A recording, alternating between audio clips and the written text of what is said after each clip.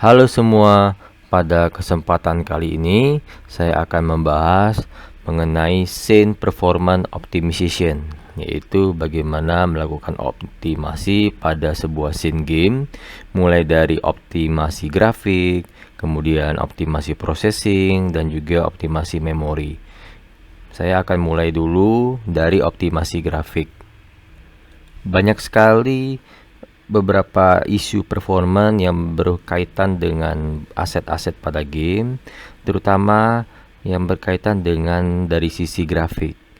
Jadi dari sisi grafis ini sebetulnya tidak cukup juga untuk hanya mengandalkan grafik yang ada pada Unity dengan engine yang kerja secara default, tapi di sini kita perlu mengetahui bagaimana GPU itu bekerja, yang disebut sebagai Graphical Processing Unit, yang membantu Unity untuk melakukan rendering pada objek-objek dari sisi grafis. Nah, bagaimana GPU ini bekerja pada sisi high level dan juga bagaimana kita bisa mengimprove penggunaannya. Nah, pada sesi kali ini saya akan memulai membahas bagaimana konsep pengenalan cara graphic engine itu bekerja, kemudian juga bagaimana menggunakan tools yang disebut sebagai frame debugger pada Unity, dan juga bagaimana menggunakan batching pada Unity, dan juga ada beberapa optimasi lainnya untuk mendukung optimasi grafis. Oke, kita mulai dulu bagaimana cara CPU dan GPU itu bekerja. Jadi saat ini mungkin perangkat permainan atau game device, apakah itu mulai dari komputer, perangkat seluler ataupun konsol, itu pasti memiliki sebuah graphic card dan seperangkat keras yang punya spesialisasi dalam pemrosesan grafis ya. Tentunya ini sangat mendukung sekali dalam pembuatan atau development game. Dan juga sebetulnya GPU ini berbeda dengan CPU. Jadi GPU ini lebih kepada cara kerja grafis yang membutuhkan effort yang besar dibandingkan dengan CPU. Yang jelas GPU pasti jalannya lebih smooth dibandingkan CPU. Nah, pemrosesan grafis itu sendiri melibatkan pemrosesan ribuan simple mesh dan rendering jutaan pixel, sehingga GPU dirancang untuk menjalankan semacam program pendek atau small program untuk waktu yang sangat lama. Sedangkan CPU atau Central Processing Unit dapat menangani program dengan panjang berapapun, tapi dengan kemampuan paralelisasinya terbatas. Nah, alasan untuk memiliki unit pemrosesan tersebut ya supaya program kita dapat menggunakan masing-masing saat dibutuhkan. Nah, masalahnya di sini adalah grafik tidak hanya melibatkan GPU juga, tapi melibatkan CPU. CPU juga terlibat dalam proses, yaitu membuat kalkulasi, mengeluarkan perintah ke GPU. Jadi keduanya ini juga harus bekerja sama antara CPU dan GPU. Nah, untuk mewujudkannya, kedua unit pemrosesan ini perlu berkomunikasi. Dan karena mereka itu sebetulnya terpisah, jadi butuh yang dinamakan komunikasi secara fisik. Nah, mereka membutuhkan perangkat keras lain untuk berkomunikasi dan memungkinkan kedua hal ini, yaitu CPU dan GPU itu bekerja sama satu sama lain. Nah, media komunikasi secara fisik itu disebut sebagai bus. Jenis yang paling umum adalah PCI Express, yaitu disebut sebagai Peripheral Component Interconnect Express. Nah, PCI Express ini pernah kita dengar. Biasanya ini adalah sebuah perangkat slot yang perlu kita punya untuk memasukkan sebuah graphic card. Nah, PCI Express adalah jenis koneksi yang memungkinkan sejumlah besar data dipindahkan antara GPU dan CPU. Tetapi masalahnya adalah meskipun sangat cepat, waktu komunikasi dapat terlihat jika kita mengeluarkan banyak perintah di antara kedua unit ini. Ya, jadi konsep utamanya di sini adalah bahwa kinerja grafis itu ditingkatkan, terutama dengan mengurangi komunikasi antara GPU dan CPU. Oke, jadi saat ini arsitektur perangkat keras baru memungkinkan CPU dan GPU untuk bisa bekerja sama secara berdampingan dalam sebuah chipset yang sama. Itu mengurangi waktu komunikasinya dan bahkan berbagi memori. Tapi sayangnya arsitektur tersebut tidak memungkinkan daya pemosesan yang diperlukan pada sebuah video game. Kemungkinan ya kita hanya akan melihatnya diterapkan pada game yang kelas atas, tapi tidak dalam waktu yang dekat atau bahkan selamanya. Jadi prinsip CPU dan GPU itu dikomunikasikan melalui sebuah bus, yaitu salah satunya adalah PCI Express, bus yang menghubungkan antara CPU dan GPU. Ya, bisa terlihat di sini CPU mengandalkan main memory yang ada di case, sedangkan GPU itu punya grafik memory. Dan semuanya ini memiliki daya yang disebut sebagai batasan maksimum power usage dalam sebuah arsitektur. Nah, sebetulnya basis untuk graphic engine itu sendiri adalah untuk menentukan objek mana yang akan ditampilkan pada layar menggunakan prinsip queuing, sorting, dan grouping terhadap kesamaan pada setiap objek ataupun material yang ada. Kemudian juga beberapa isu mengenai drawing, yaitu perintah-perintah drawing yang akan kita lakukan untuk dikerjakan oleh GPU dalam hal merender beberapa grup objek, itu terkadang mempunyai masalah untuk melakukan drawing karena bisa lebih dalam satu kali pengerjaan, seperti yang sudah kita lakukan sebelumnya mengenai lighting menggunakan universal render pipeline. Pada video sebelumnya itu untuk proses lighting menggunakan URP ini terkadang pekerjaannya terlalu berat sehingga tidak hanya satu kali, ya. Nah, bentuk utama dari komunikasi dalam melakukan drawing atau perintah drawing pada sebuah GPU yang bisa kita sebut sebagai draw call. Jadi draw call ini sebetulnya adalah merupakan sebuah perintah yang kita minta lakukan ke GPU untuk melakukan sebuah drawing objek. Nah, bagaimana kita akan melakukan optimasi grafik, yaitu ya dengan cara mengurangi banyaknya draw call, permintaan draw call ke GPU sebisa mungkin untuk melakukan optimasi grafik sehingga optimasi grafik pada scene game kita itu lebih baik dibandingkan yang sebelumnya. Nah, salah satu fitur Unity untuk melihat atau untuk menemukan jumlah draw call yang digunakan adalah menggunakan frame debugger yang ada pada tools Unity. Sederhananya, sebuah draw call itu akan terjadi ketika CPU memberi perintah kepada GPU untuk menggambar sesuatu pada layar. Dan pada sebuah game, sebuah frame bisa saja berisikan lebih dari ribuan draw call, ya. Namun setiap draw call yang dibuat ini berpotensi untuk menyebabkan limitasi performa pada CPU. Nah, sehingga untuk menangani hal ini, CPU memberikan sebuah perintah tambahan untuk GPU dalam mengerjakan sisa draw call yang masih menunggu untuk diproses. Oke. Nah, sekarang kita akan menggunakan frame debugger. Apa itu frame debugger? Frame debugger adalah sebuah tools atau alat yang memungkinkan kita melihat daftar semua perintah untuk menggambar dalam screen, yaitu daftar-daftar draw calls yang dikirim oleh mesin rendering Unity ke GPU. Nah, ini tidak hanya mencantumkan saja, tetapi juga memberikan informasi tentang setiap draw call, termasuk data yang diperlukan untuk mendeteksi peluang pengoptimalisasian. Dengan menggunakan frame debugger, kita dapat melihat bagaimana perubahan yang kita lakukan terhadap jumlah draw call, dan ini dapat memberikan umpan balik langsung atas upaya untuk mengurangi jumlah draw call. Bahkan jika kita tidak sepenuhnya menyadari dari mana asal masing-masing draw call ini, setidaknya kita dapat memulai dengan memodifikasi pengaturan di seluruh Unity untuk melihat dampak dari perubahan tersebut. Tidak ada cara yang lebih baik untuk menemukan bagaimana sesuatu yang besar Unity bekerja selain melalui setiap toggle dan melihat dampak dari perubahan tersebut melalui measuring tools yang disebut sebagai frame debugger.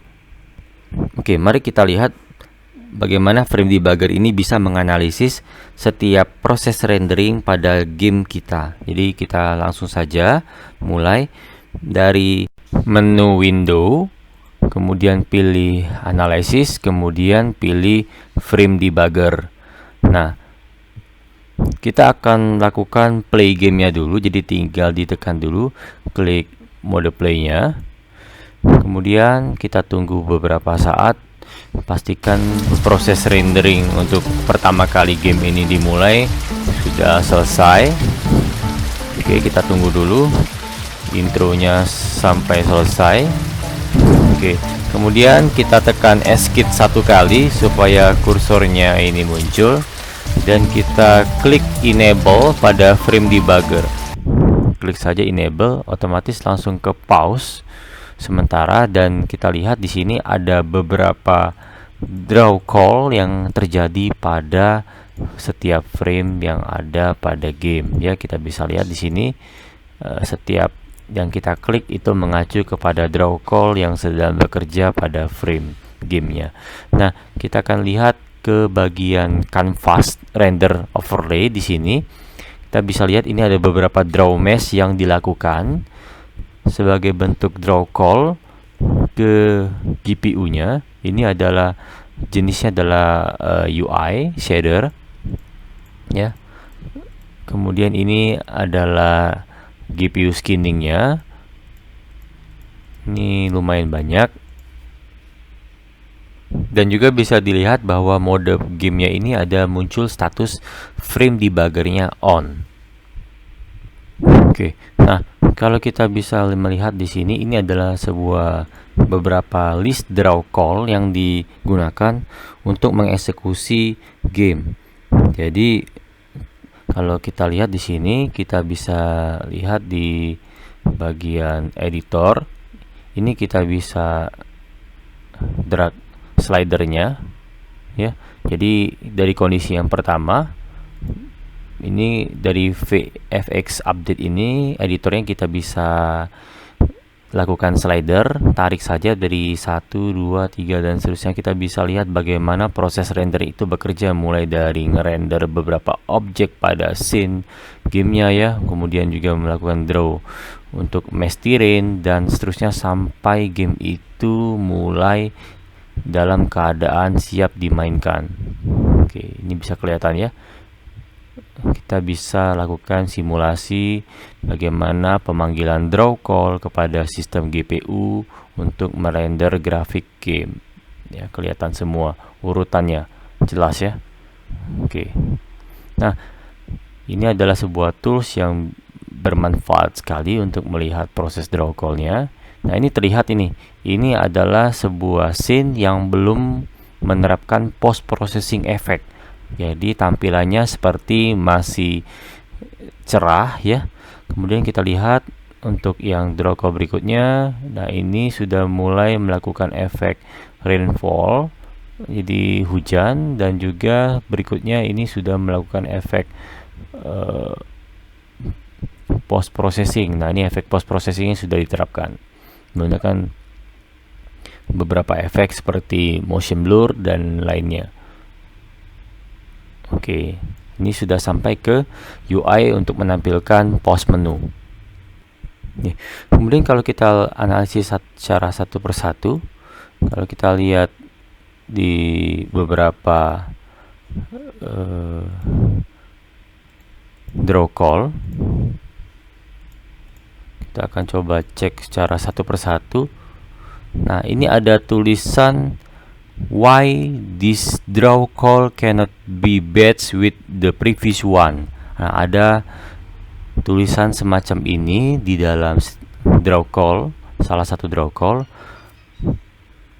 Ini maksudnya adalah mengapa dua objek itu di draw secara bersama, tidak di draw secara bersama dalam satu draw call, ya. Oke, jadi ini akan kita lakukan bagaimana caranya untuk menghindari hal ini. Tapi sebetulnya untuk SRP batch itu sendiri sifatnya adalah otomatis, dia bisa menyesuaikan beberapa hal yang sama dan tidak dibuat dalam draw call yang berbeda. Oke, kemudian kita akan lanjut. Sekarang kita masuk ke bagian terrain. Kita akan coba disable terrainnya dan kita akan lihat kira-kira ada perubahan nggak dengan jumlah draw call. Di sini kan jumlah draw callnya adalah 189. Kita ada di draw call di posisi yang ke-15 menuju 189. Kita akan coba. Saya akan geser dulu frame debugnya. Mungkin di sini saja. Oke, kemudian saya ke bagian terrain. Terrainnya ini mungkin saya disable saja, saya uncheck. Kemudian lihat perubahannya. Ternyata draw call-nya berkurang menjadi 97 tanpa terrain. Kalau terrainnya saya cek, maka dia nambah jadi 187. Jadi terlihat sekali bahwa terrain ini memiliki dampak yang besar.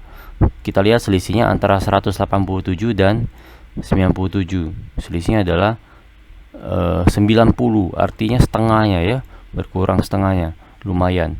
Kalau saya matikan terrainnya, kemudian saya drag lagi slidernya, nah ini adalah tanpa terrain ya, tanpa terrain ya. Kelihatan pegunungannya, bukit-bukitnya itu sudah tidak ada lagi karena kita sudah disable terrainnya. Oke. Nah, itu adalah salah satu untuk mengurangi draw call. Misalnya adalah kita hilangkan terrain atau menghilangkan objek-objek yang tidak terlalu penting, yang sebetulnya tidak selalu ditangkap kamera, tapi dia selalu ada di belakang kamera, yang itu kan tidak perlu kita tampilkan ya.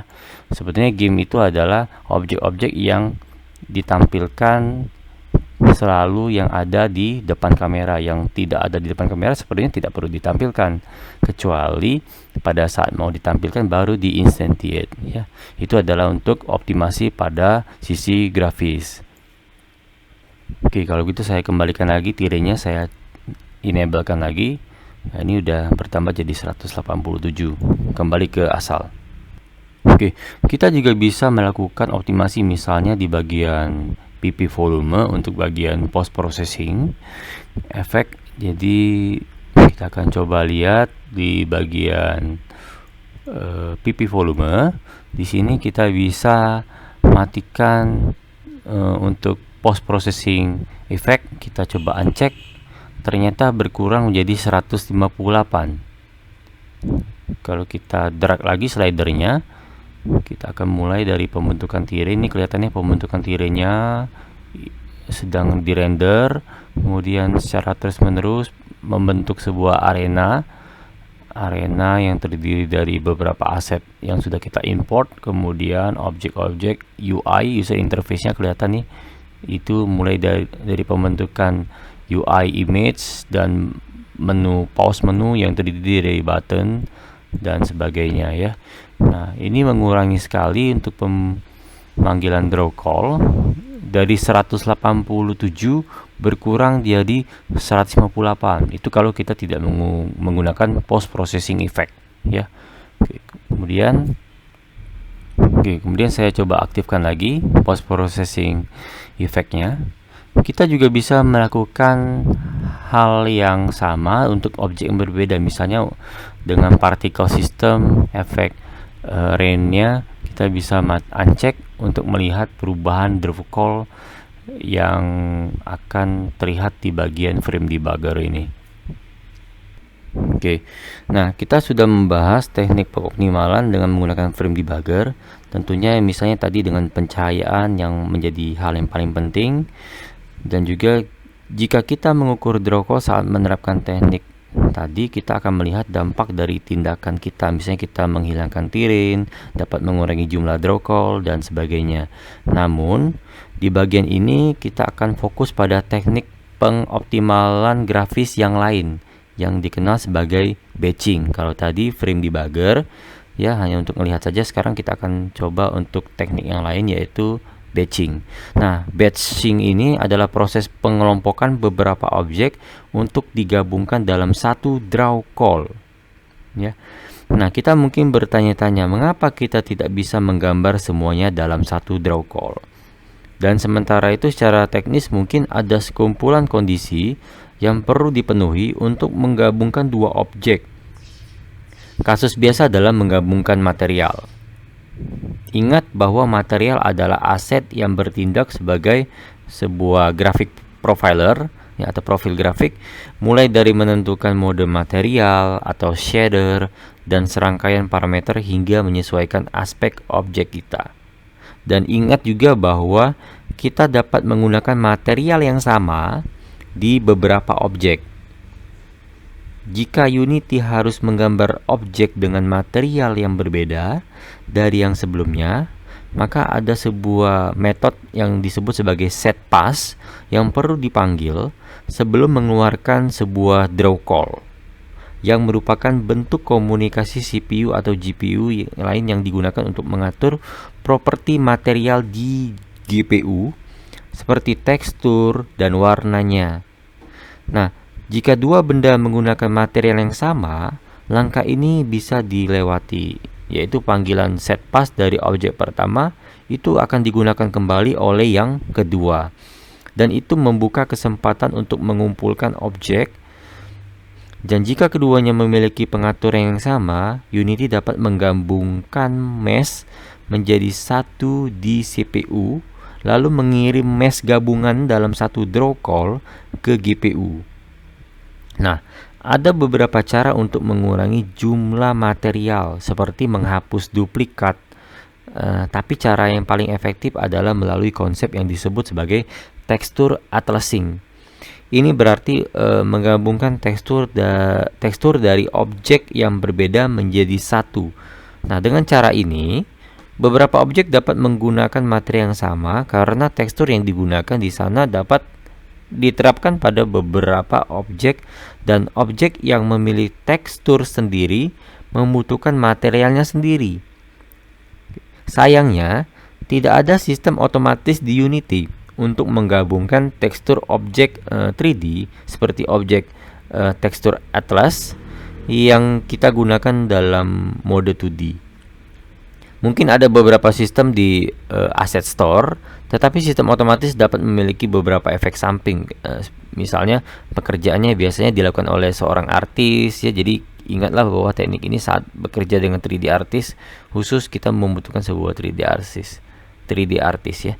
Nah, mari kita explore bersama bagaimana teknik batching ini dengan frame debugger.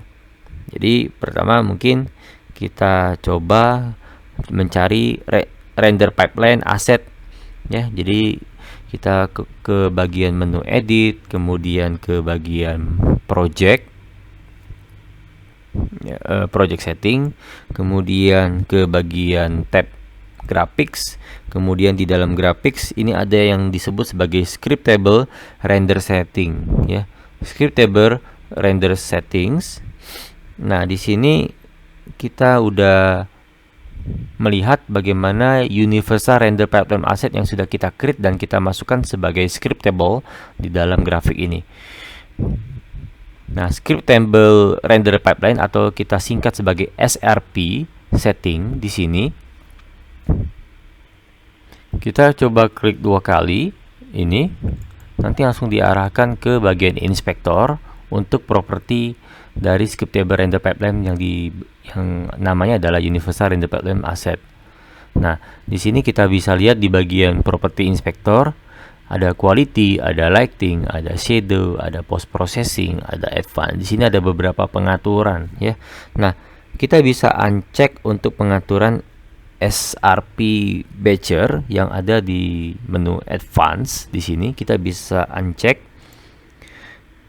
Kemudian kita bisa coba buat scene yang baru ya. Buat scene yang baru ya dengan cara tinggal klik file, kemudian pilih new scene.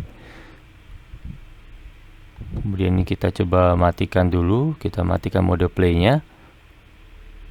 Kemudian frame debuggernya ini mungkin kita disablekan dulu ya.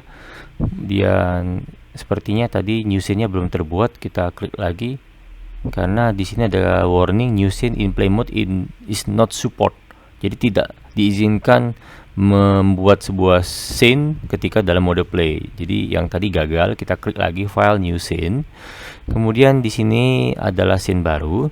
Kita akan coba tes dengan mematikan SRP Batcher tadi yang ada di menu Advanced di bagian Property Universal Render Pipeline Setting, dan kita akan coba buat dua material yang dengan warna yang berbeda. Sebetulnya kita sudah ada ya materialnya. Kemudian juga kita akan coba buat dua cube, dan kita akan memasukkan setiap material untuk cube yang pertama dan material lainnya untuk cube yang kedua. Kita langsung saja. Jadi di sini kita akan nge-create dua cube, klik kanan 3D object, pilih cube. Ini cube yang pertama. Kemudian kita buat lagi cube yang kedua, klik kanan 3D object, pilih yang cube. Oke, ini cube. Kita pindah ke bagian scene. Ini cube 1, ini cube 2. Kita akan pisahkan dua buah cube seperti ini. Atau kita ya pisahkan sedikit seperti ini, dan kita akan coba masukkan beberapa material. Jadi di sini kita sudah ada material. Kemudian kita akan coba masukkan ini material yang pertama, ini adalah material yang kedua. Oke, ya. Nah, kita sudah siapkan dua material untuk setiap objek, dan kita sudah implement materialnya ke dalam objek cube dengan masing-masing material yang berbeda. Kita akan coba buka frame debugger lagi di sini. Kemudian kita klik enable, ya. Oke, kemudian saya arahkan dulu kameranya ya tepat di menghadap ke objek cube-nya. Jadi saya harus menggeser dulu kamera saya mendekatkan ke objek cube.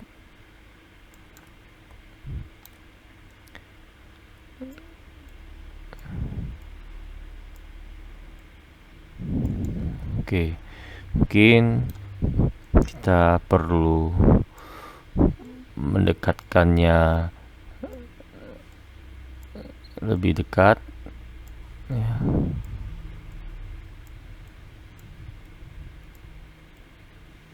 Oke. Ya, oke, kurang lebih seperti ini ya. Oke.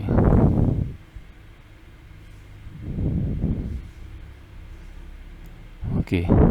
Ups. Ya. Kalau mau kita rotate ya kita rotate ya.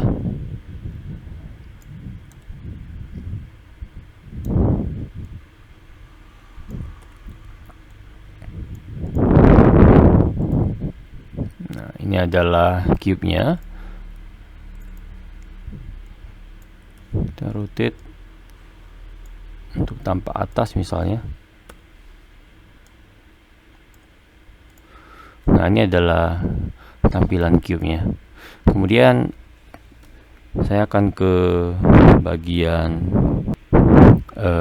ini, objek ini saya rename dulu. Mungkin saya beri nama cube 1 dan cube 2, atau saya rename saja langsung. Mungkin ini cube cube yellow ya. Satunya lagi mungkin saya beri nama cube red ya. Ada dua, cube yellow sama cube red. Saya tekan W satu kali ya.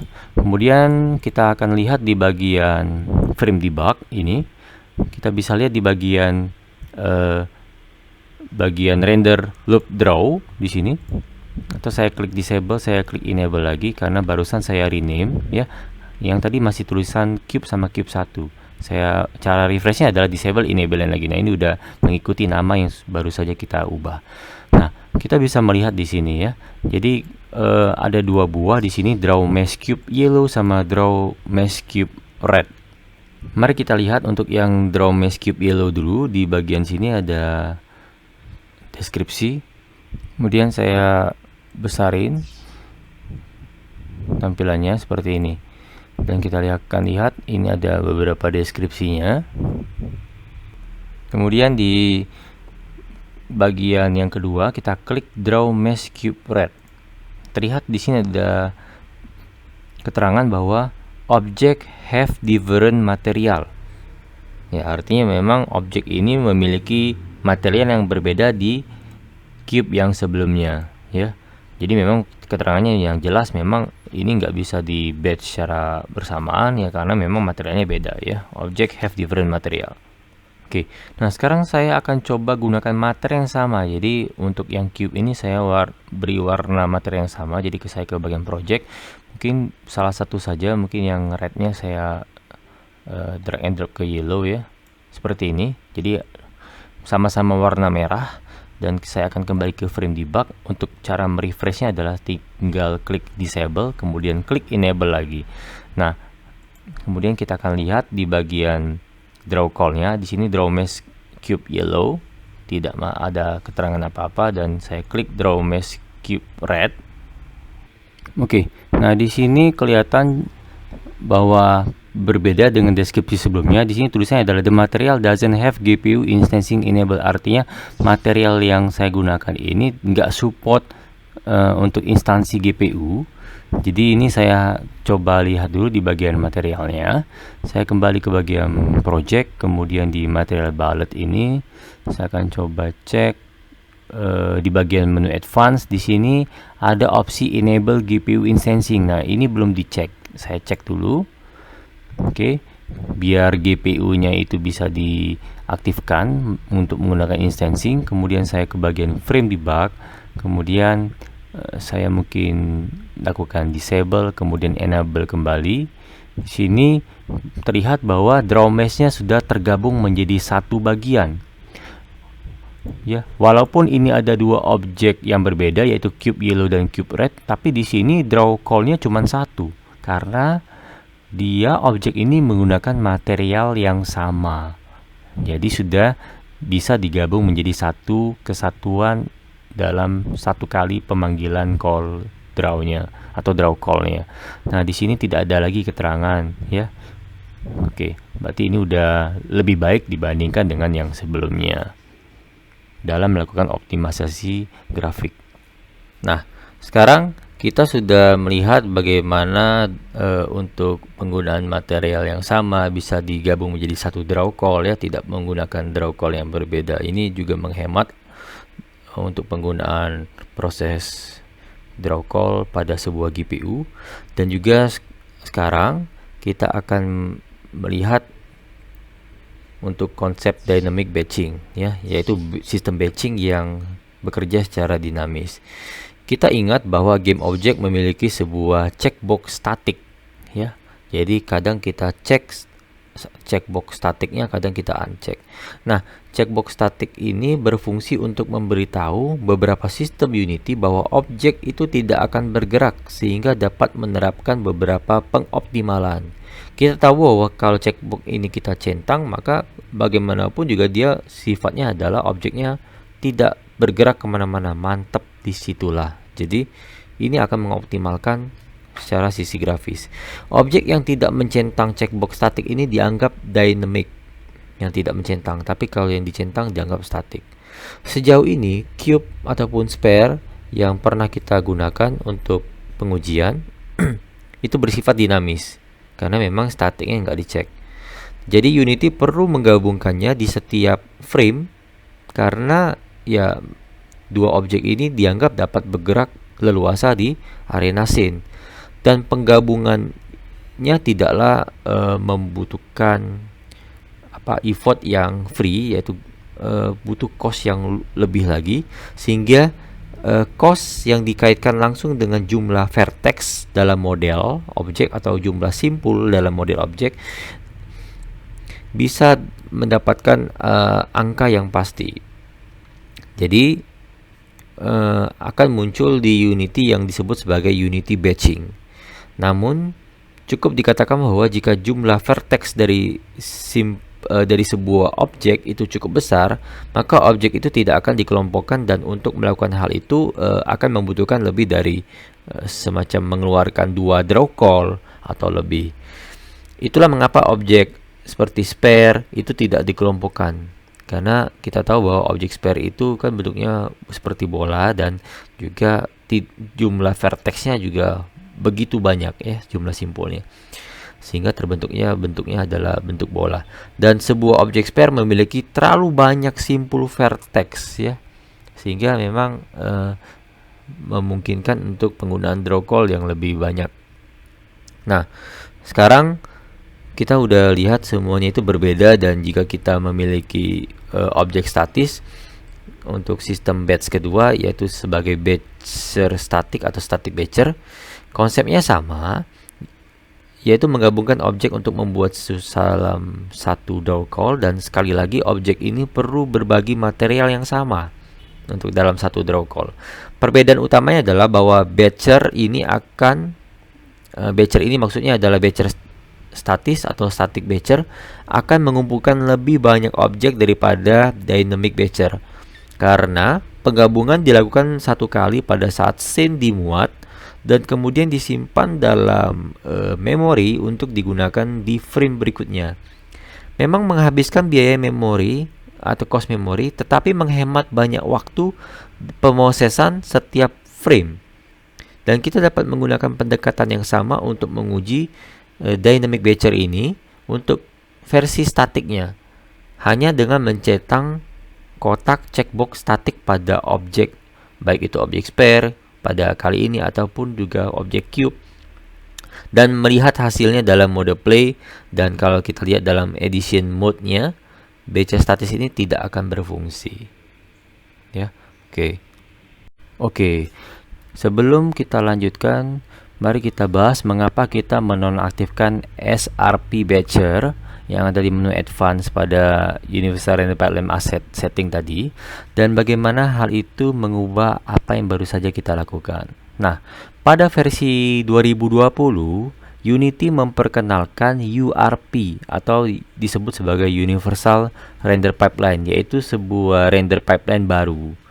Nah, seiring dengan beberapa peningkatan, salah satu yang relevan saat ini adalah SRP Batcher, yaitu sebuah batcher baru yang bekerja pada objek dinamis tanpa batas vertex atau material, tetapi dengan batasan lain. Nah, teknik ini mengandalkan berbagi material yang sama dengan objek batch. SRP Batcher dapat memiliki sekumpulan objek dengan material yang menggunakan shader yang sama.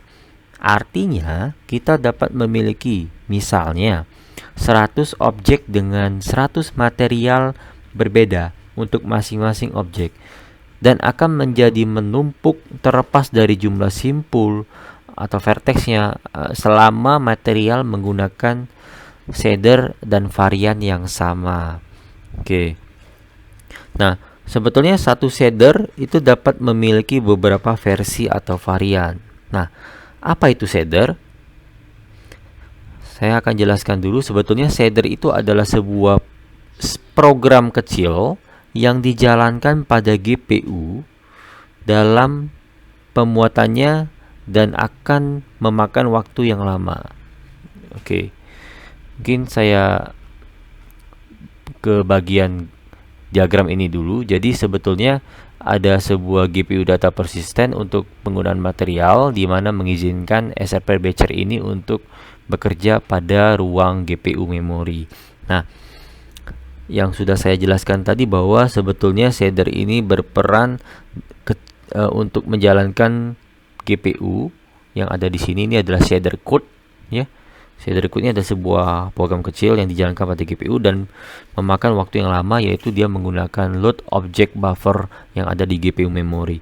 Nah, setiap program GPU secara individu biasanya tidak membutuhkan banyak waktu untuk memuat. Setiap shader seringkali memiliki banyak varian secara internal yang membuat waktunya yang lama. Nah, kemudian kalau kita lihat standar shader sebetulnya itu jika kita kompilasi sepenuhnya akan menghasilkan ribuan program GPU yang sedikit berbeda, dan ini menciptakan dua masalah potensial yang bermasalah, sehingga ada dua. Yang pertama adalah sejumlah besar varian shader, ya. Jadi shader ini punya varian, itu meningkatkan waktu pembuatan game, jadi membutuhkan build time yang cukup lama dan juga ukuran data game yang begitu besar. Dan juga pemuatan varian shader dalam jumlah besar pada runtime akan berlangsung lambat, dan membutuhkan memori. Jadi sebetulnya shader itu sih sebetulnya nggak terlalu lama.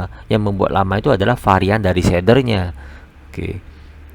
Kemudian satu shader itu dapat memiliki beberapa versi atau varian, dan varian yang dipilih-pilih itu sebetulnya berdasarkan pengaturan yang ada pada Unity yang sudah kita lakukan. Nah, kita dapat memiliki shader yang tidak menggunakan semacam pemetaan normal dan varian yang tidak menghitung normal yang terlalu banyak digunakan, sehingga dapat mempengaruhi SRP Batcher.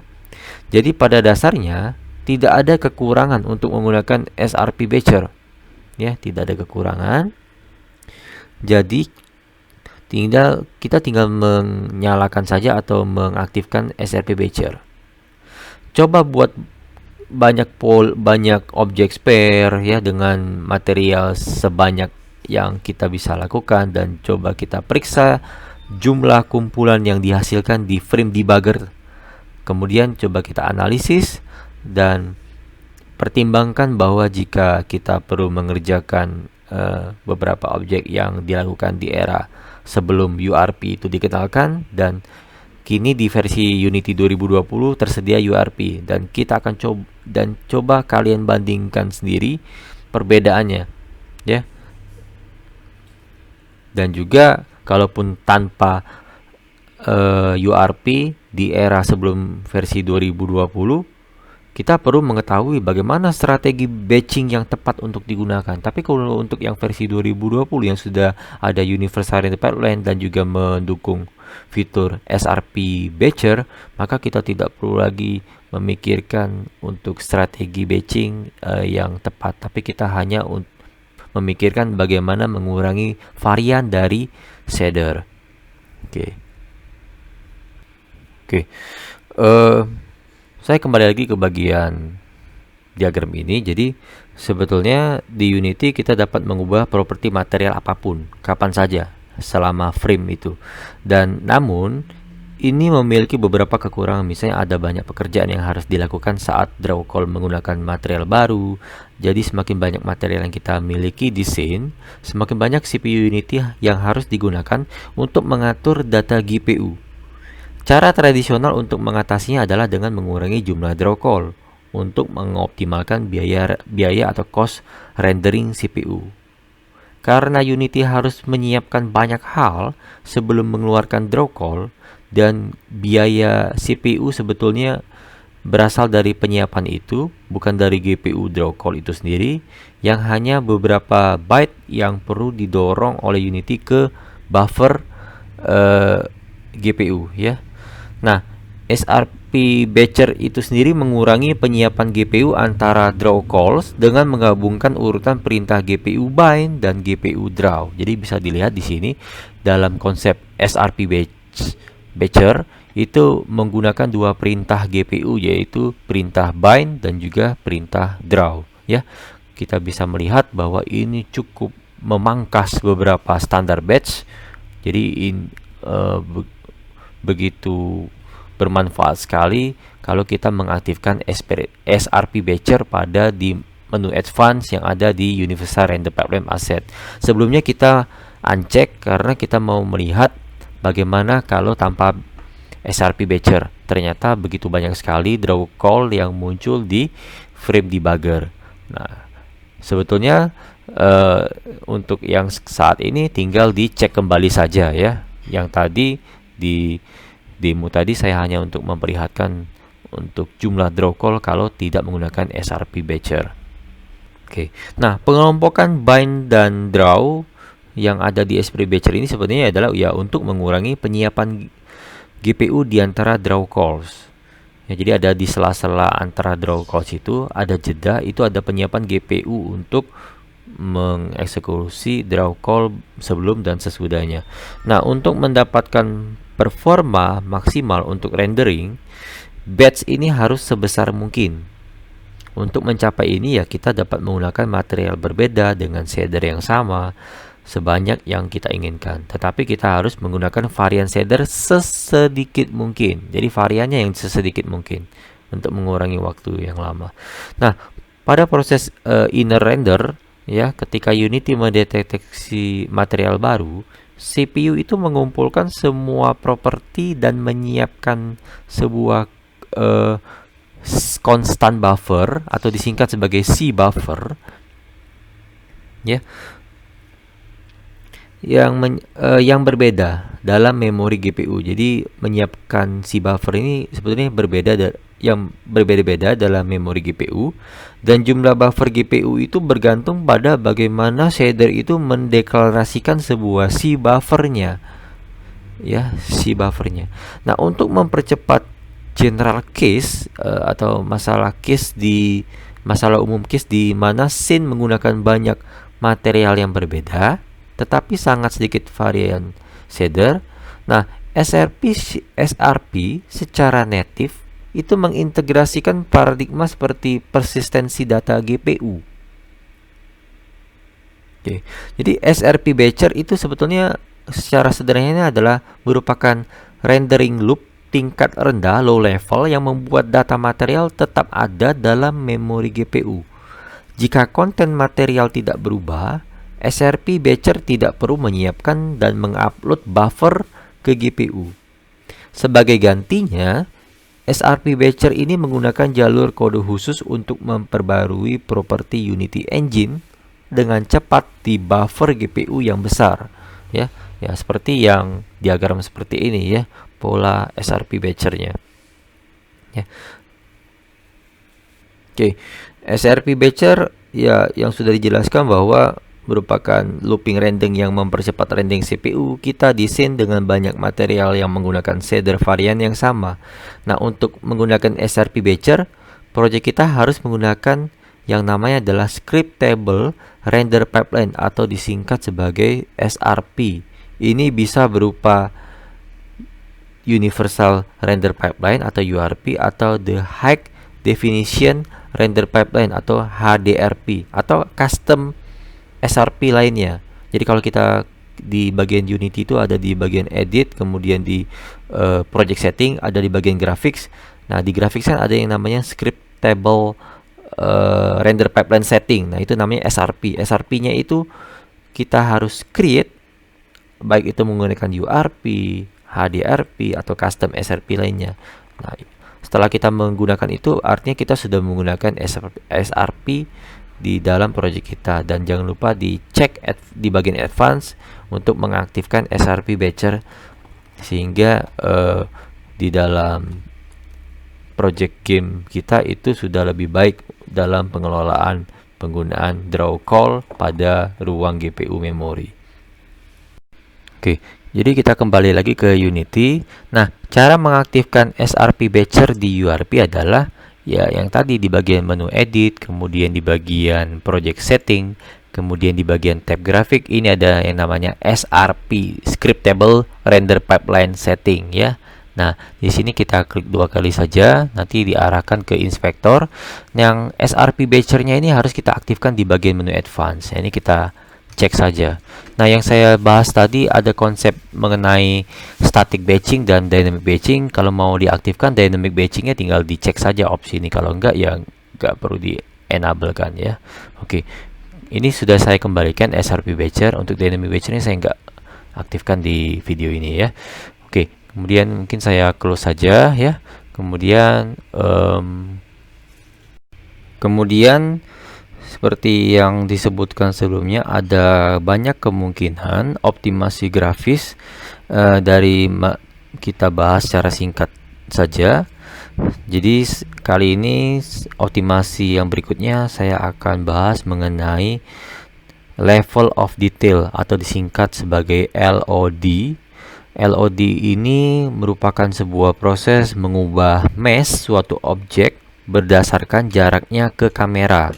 Nah, hal ini dapat mengurangi draw call jika kita menggantinya. Misalnya ada sebuah objek rumah dengan beberapa part, bagian dan potongan dengan beberapa gabungan secara utuh dengan detail yang mungkin berkurang saat jarak rumahnya jauh ke kamera, detailnya berkurang. Dan manfaat lain menggunakan LOD ini adalah kita mengurangi cost dari draw call karena mungkin pengurangan jumlah simpul atau jumlah vertex pada setiap objeknya. Oke, saya akan langsung mulai saja demonya. Jadi yang pertama adalah kita akan coba lanjutkan di scene yang ini. Kemudian saya buat ke bagian tampilan mode scene. Saya akan coba buat sebuah objek ya, klik kanan, pilih 3D object, pilih cube. Ini adalah cube lagi ya. Saya pisahkan saja supaya tidak membingungkan, dan juga ketika saya buat cube mungkin saya buat satu lagi objek namanya adalah sphere. Tinggal klik kanan, pilih 3D object, pilih sphere. Ini adalah objek sphere. Nah, ada dua buah objek ini. Kemudian saya mau gabungkan dua objek ini menjadi satu bagian. Saya klik kanan, kemudian saya pilih create empty. Kemudian dua buah objek ini saya mau masukkan menjadi satu bagian ya, yang sama dengan kelompoknya. Jadi ini saya drag and drop, artinya cube sama sphere ini merupakan satu kelompok yang sama, yaitu namanya adalah game object. Kemudian saya akan coba dekatkan sedikit ya objeknya ini ya.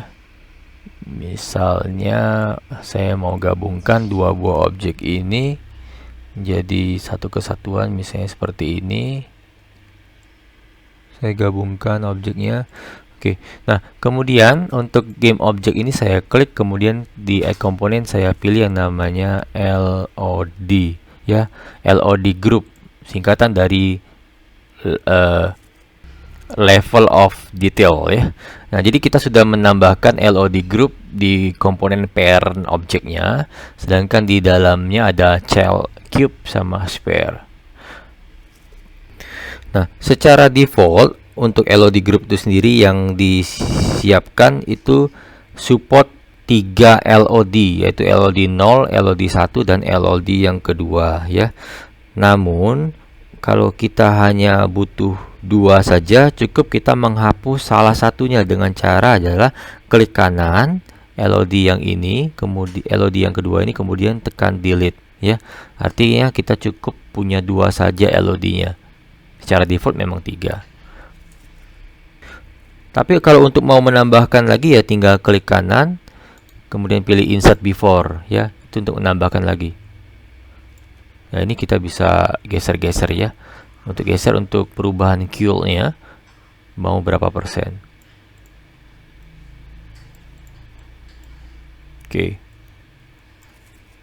Oke, kemudian saya hapus lagi LOD-nya, klik kanan, kemudian pilih delete ya. Oke, ini saya kembalikan lagi Q-nya ke 32% misalnya. Nah,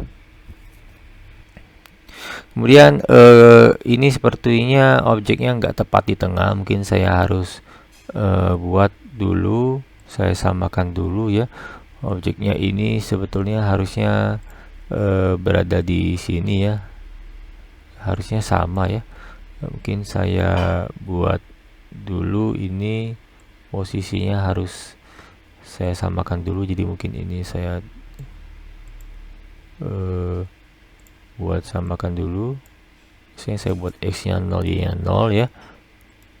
Oke, udah sama. Ini juga saya buat x, y, z nya 0 semua. Oke, udah sama. Terus saya baru pindahkan. Nah, jadi memang parentnya sudah center terhadap child masing-masing. Oke, saya akan coba memilih LOD yang ke 0 ya. LOD 0 ini adalah merupakan sebuah detail LOD group yang paling tinggi, the highest detail LOD group ya. Dan kita akan klik add button. Di sini ada button add.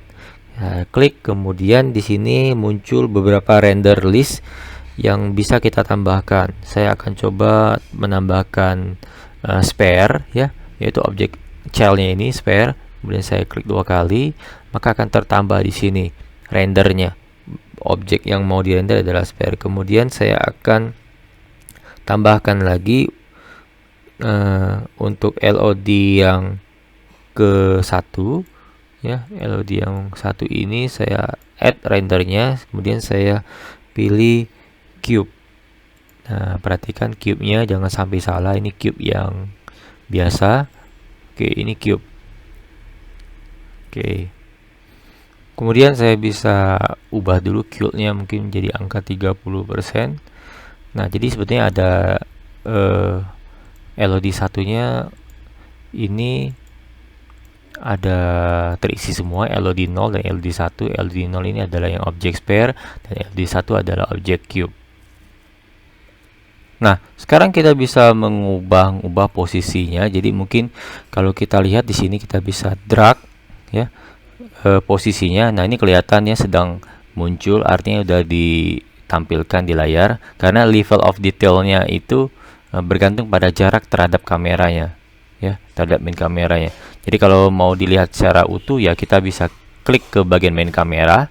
Main kameranya kita gerakan maju, ini terlihat ada cube ya. Kemudian setelah maju lebih sedikit, ketika distance-nya sudah masuk ke area spare, maka cube-nya itu sudah tidak ditampilkan lagi. Kemudian langsung memperlihatkan detail dari child yang kedua, yaitu spare. Maka urutannya memang seperti itu, ada level of detail ya. Jadi ada beberapa detail yang berdasarkan distance tertentu itu tampil, kemudian masuk ke distance berikutnya maka itu tidak ditampilkan, maka masuk ke level of detail yang berikutnya. Oke, kemudian kalau lihat di game object ini sebetulnya kalau kita geser ya ini langsung muncul ya. Kemudian kalau di bagian QL-nya ini bisa kita ubah-ubah ya. Ini sama saja seperti kamera ya, QL ini ya, kamera untuk zoom in dan zoom out. Oke. Kemudian juga untuk yang LOD-nya bisa kita geser. Untuk LOD 1, LOD 2 mau berapa persen ya. Misalnya pasti kalau untuk LOD 0 pasti 100% karena dia merupakan level detail yang tertinggi, pasti 100%. Kalau yang LOD yang 1 bisa kita ubah ukurannya untuk berapa persen. Misalnya mau dibuat 100% juga oke ya. Tapi setidaknya jangan 100%. Pasti berkurang dibandingkan dengan detail yang berikutnya. Jadi semakin banyak LOD-nya itu maka makin berkurang detailnya ya, tidak semuanya 100% semua. Oke, itu adalah penggunaan dari LOD, yaitu level of detail, untuk optimasi dari sisi graphical ya. Nah, selanjutnya nah, pengoptimalan lain yang perlu dipertimbangkan juga adalah frustum culling. Jadi frustum culling ini adalah sebuah proses membuang objek yang tidak terlihat di layar.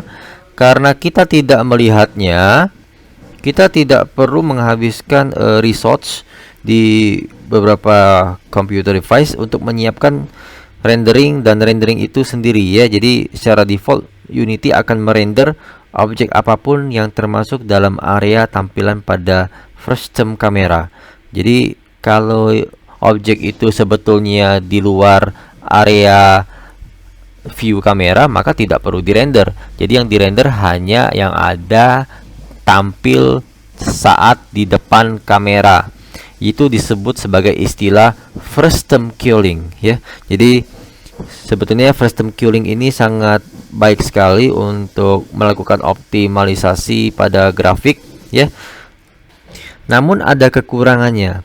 Jika kita memiliki sebuah objek dinding yang menyembunyikan semua objek di belakangnya, bahkan jika terhalang, maka beberapa objek yang terhalang oleh dinding ini akan jatuh ke dalam frustum culling ya, sehingga dia tidak akan tertampil di dalam view gamenya.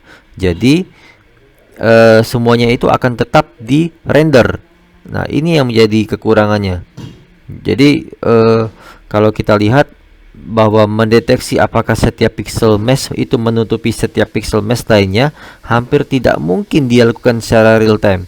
Tetapi baiknya kita punya solusi yang disebut sebagai teknik occlusion culling. Ya, occlusion culling ini adalah untuk mengatasi kekurangan dari frustum culling, dimana kalau ada dinding yang menutupi maka dia juga tetap merender karena dia tepat juga berada di depan kamera. Oke. Nah, bisa dilihat ini adalah ilustrasi bagaimana yang menggunakan occlusion culling yang juga yang tanpa menggunakan occlusion culling. Jadi yang di sebelah kiri ini adalah tanpa menggunakan occlusion culling, artinya ini adalah masalah besar dari frustum culling. Dan juga yang di bagian kanan adalah setelah melakukan occlusion culling, artinya masalah frustum cullingnya ini tidak terjadi lagi ya. Jadi terlihat di sini yang bagian kiri ini walaupun terhalang dinding, ini adalah kamera, harusnya kan tidak terrender karena kan tidak tampil di kamera, terhalang dinding ya. Nah, sedangkan yang ini tidak dirender, hanya bayangannya saja akibat dari efek pantulan cahayanya.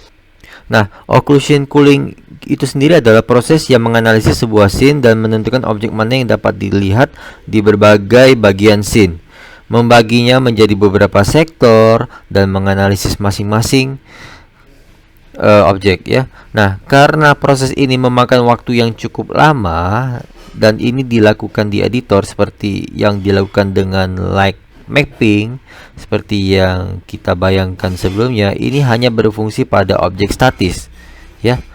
Untuk menggunakannya adalah kita bisa menggunakannya di Unity yang disebut sebagai fitur rendering yang diberi nama occlusion cooling.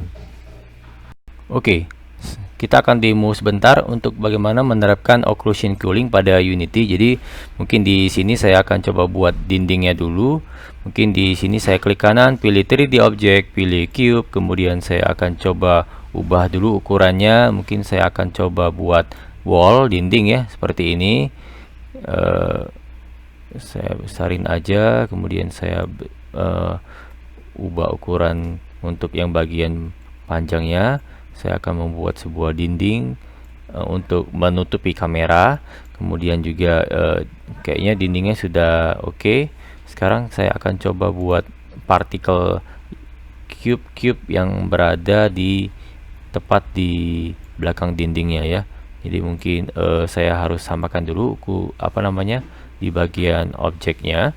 Jadi di sini position XYZ-nya saya samakan dulu.